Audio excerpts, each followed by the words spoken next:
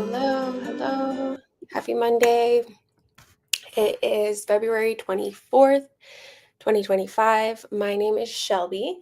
I live in one of the areas that got hit by Hurricane Helene. And I try to get on here once a week to share resources, needs, volunteer opportunities in our area. Since the flooding, I guess we're just calling it like the flooding of 2025. I am also sharing like some resources, some needs for our neighbors that are more like northwest of us that are helping. A lot of people are helping in that area, and I'm just going to share what I've come across. This week, I am going to start with my area first, and then we'll move to the more northwest area. For those of you who are helpers, I'm going to list a couple of like contacts there that I've seen over the week and resources. So here in East Tennessee, Western North Carolina area, I think we are feeling a little bit better. I would love like feedback from you if that's not how you're feeling, but it seems like in my area, there are big trucks that I suppose are cleaning up debris. I think that's probably in areas that I haven't seen yet because I see the trucks, but the rivers still have furniture and things in them. But I'm sure that they're making their way. I think that we still have our bridge out in case of anybody who's watching that's not in our area. We still have the bridge out. We still have lots and lots of roads and lots of people who are in campers and things. But I feel we're maybe feeling better. Lots of long-term recovery groups are together, a little bit more organization, that kind of thing. So resources for people who are in need in our area. The biggest one I came across this week is Samaritan's Purse. So specifically, they are saying, please reach out to them for furniture and mobile homes. The number that was listed with that post this is for the East Tennessee, North Carolina area of flooding because they're focused more on like rebuilding and like furniture and things. This is the number that they listed with that post. So 828-588-4663. So this is for anybody who's still needing furniture or maybe like some modular or mobile home from Hurricane Helene. So that is like the biggest resource in our area that I saw this week. I haven't seen much else. If there's something else that I missed, please feel free to comment and share. Donations or needs in our area. I know specifically, I sent that Samaritan's Purse information onto this woman, but she posted about her name's Shannon Posada, and she posted about sweet couple, older couple, 92-year-old and wife who have come to the warming station here in Elizabethton a couple of times. They are struggling in their camper. They're having a hard time with all the bells and whistles and things that are not, I guess that's not the way to put it, but like all the things that come with living in a camper. So she's really trying to get them into a home or a modular home or an apartment or something. So that's Shannon, Posada. And she's somebody to reach out to if you have any sort of resources or ways for these older people to get a more permanent home and out of a camper. The other place that like a need or donation need in our area, Donna Weissong has an Amazon list for furniture. I know she's put several people back in homes, helped with putting people back in homes. I know that it's been a group effort. There's been lots of things, to make that possible. But she does have an Amazon wish list for like furniture or trash cans, mats, things like that you don't really think of. So I'll post that as well. The big volunteer opportunity in our area, there's a volunteer weekend coming up. It's this Saturday and Sunday, March 1st and 2nd. Is that this weekend? That seems wild. It's already March.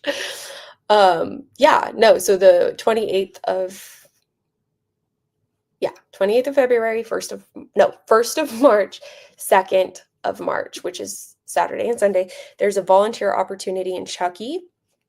They need both skilled and unskilled labor to help rebuild a home. It said things like drywall and floor and things like that. They're going to do a huge push this weekend to get this home finished. So if you are looking for something like that, that's a great opportunity to help in our area, and I think would be well worth putting your, like, I don't know, I think it would be a good thing.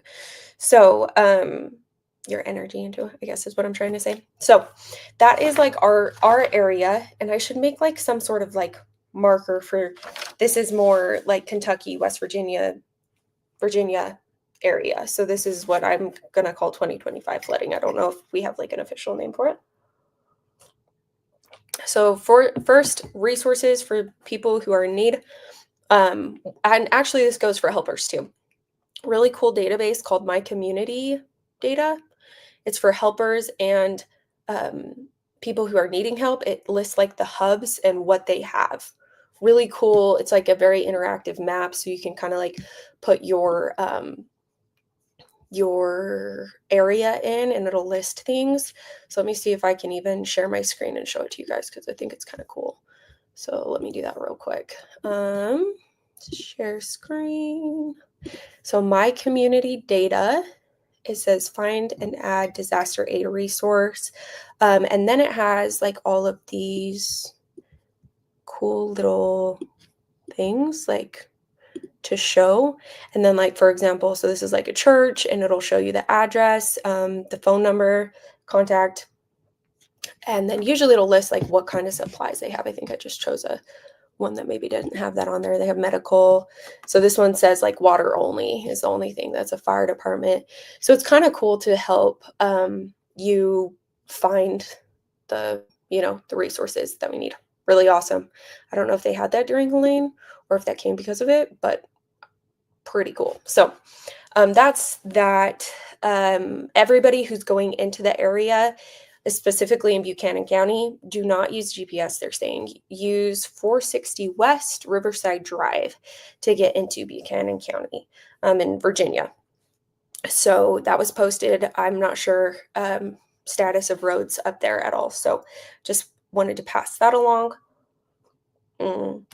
Another person you could reach out to is the name Brandi Hurley. And I can put her name in here too. She has some volunteers that are looking for like places to help. It looks like they are like Virginia Tech students or Appalachian Voices. Brandi Hurley is the name, and they are willing to like muck out basements and homes and things like that. Just so y'all know, I did pull up a saved Facebook post that I was going to share just to kind of show like what it's like up there if you're not in our area or not in this area, because I haven't been up there. I'm in more of the like southeast area, but this is like a short video that Ricky posted.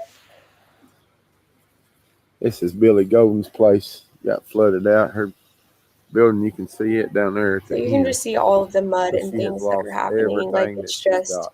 a little I'm gonna bit take her to the house if I can get through this mud. feeling the same. So if you're somebody who's been wondering like if it's that bad, I think it's that bad. So it is that bad is what I'm trying to say. So it's just lots of mud everywhere. Brandi Hurley is the one to reach out to if you are looking for help with that. The other thing is Samaritan's Purse. Deidre, I always want to make sure I say her name right. Deirdre. With River of Life. She's amazing. She's been helping all over since the beginning. But she posted about Samaritan's Purse, specifically in Pikeville, Kentucky, and how they are cleaning debris, doing flood cleanup, that sort of thing.